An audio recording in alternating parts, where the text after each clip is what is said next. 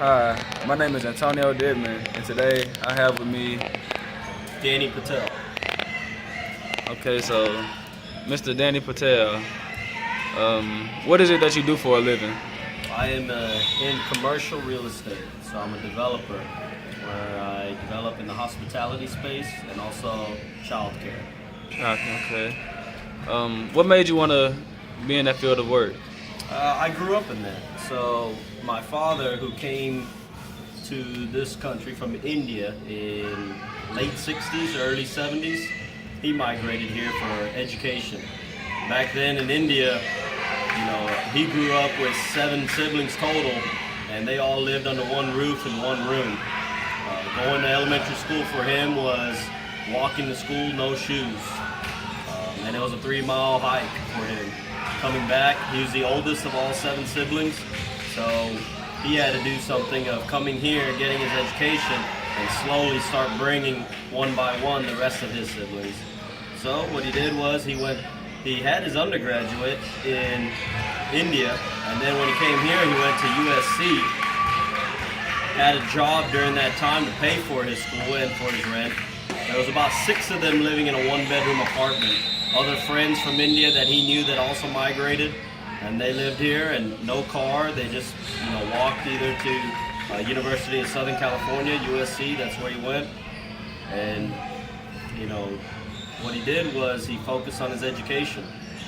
From that, after he finished his education, in order for him to stay in this country, he had to either own a business, because now his student visa was up, so he had to own a business or have some type of work visa.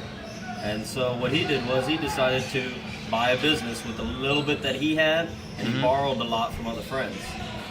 Interesting. So let me keep going. So what he did was he bought a restaurant bar, and at that time, and he didn't drink, and he's never drank, but so it's probably a good thing in a bar business because now tapping into his inventory. Right. So what he did was he got into it, got a little bit more money. And then other friends were also buying small motels at that time. So he decided to buy a motel at that time. The main reason is because they could live on site. So they used one of the rooms, and then they worked the shifts, and then they cleaned all the rooms. And so that was something that they didn't have to pay for rent or utilities because that was part of their business. And then after that, he started bringing one by one his other siblings. And then they started looking for other businesses and places to migrate, and that's where, because now there's 7 of them, and so at that time, half of them were much younger, but there was 4 of them that were ready to work. And right. So they looked for another business across the nation, drove around, and found something in Dallas. And so from there, that's, got into the business here in Dallas. I grew up in it. I was born in the late 70s. And I remember growing up in a motel and watching my mom and dad, rent rooms, clean rooms, and I was there trying to help fold laundry and all of that. Growing up in the business, basically working in it, I learned how to just run your business and take care of it. Now, we weren't in by no means were we in a financial good shape. There was 5 of us, my 2 other siblings and my parents at that time when I was younger, and we lived in we shared 1 bedroom. Me and my siblings were on the floor sleeping, and my parents were on the bed. And it wasn't like having your business is all glamour and successful. You got to work hard, but worked hard, did it, and so my dad was able to take it to another level. He's retired now. I've done my undergraduate at University of Houston. I had a corporate job at Dell Computers in Round Rock, and then Dell paid for my MBA at Texas State University. And from that, I worked at Dell for about 6 years, working hard to promote it, and then I went back to the family business. And so my brother and myself, we've retired our father, and now we're focusing on our business, growing from hotels. And then my sister, who also grew up in business, she has a 7-year-old, at that time was a 1-year-old. She wanted to get into more of children education. Right. And so that's where we tapped into the childcare business. Fascinating. Okay, and you mentioned that you was born in the late 70s. Being in the generation we is today, how is it like transition and change as far as economically, technology-wise, and just other aspects of life that is different from what it was back then? I mean, when I was younger, you know, I wasn't driving at that time, but I just remember gas was 79 cents a gallon. Wow. Now it's like $3.79. You know, a lot of the other things were cars. You know, a $20,000 car was fancy. You know, and now your basic cars are running around that price. You know, there was this right here, what you're doing, you know, recording from your phone. Yeah. That wasn't possible. I mean, the video cameras were this big.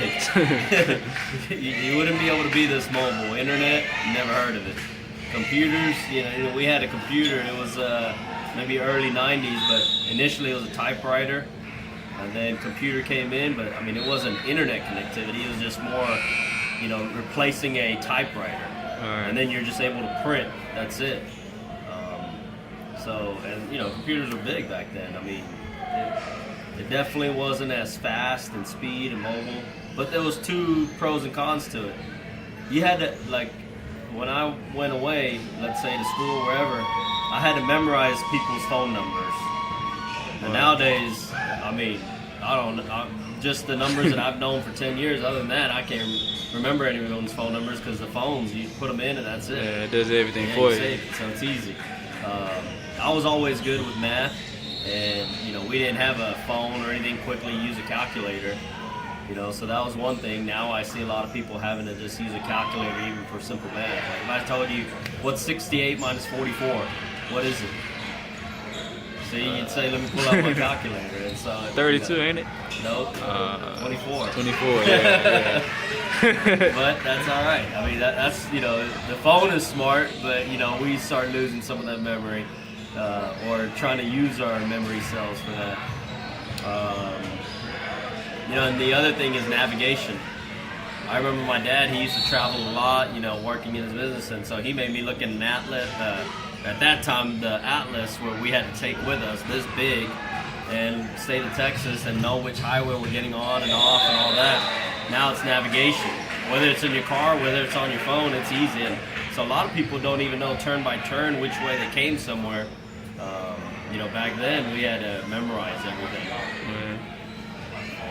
Yeah, interesting. Okay, I understand that you also took in the role to be a coach for traveling summer team. That's right. Tell me what made you decide to do that. Is it just, did you play basketball back when you was a kid, or? Yeah, I mean, growing up, you know, I was in Dallas in Oak Cliff area, and we used to, you know, play basketball during our elementary time and recess. And I remember I was one of the smaller kids and always got pushed around, but I had confidence in myself. It didn't back me up, and you know, it didn't bring me down. I remember in that rough neighborhood, a couple of times, if I made a shot or if I stole on somebody, I got beat up for it right then and there. You know, because if I made a shot on somebody and said anything, man, they came on me.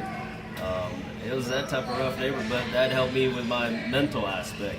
Why I wanted to be a coach was because of that mental piece. You know, when you look at NBA, college, AAU, you know, select basketball, high school, you know, a lot of people have that physical caliber, but the mental piece doesn't match up to it. Yeah. And that's the piece that I'm trying to help out is, you know, physically in high school age, you know, they're there. They know how to dribble. They know how to do the two hands. They've got their shooting form. They know the rules of basketball.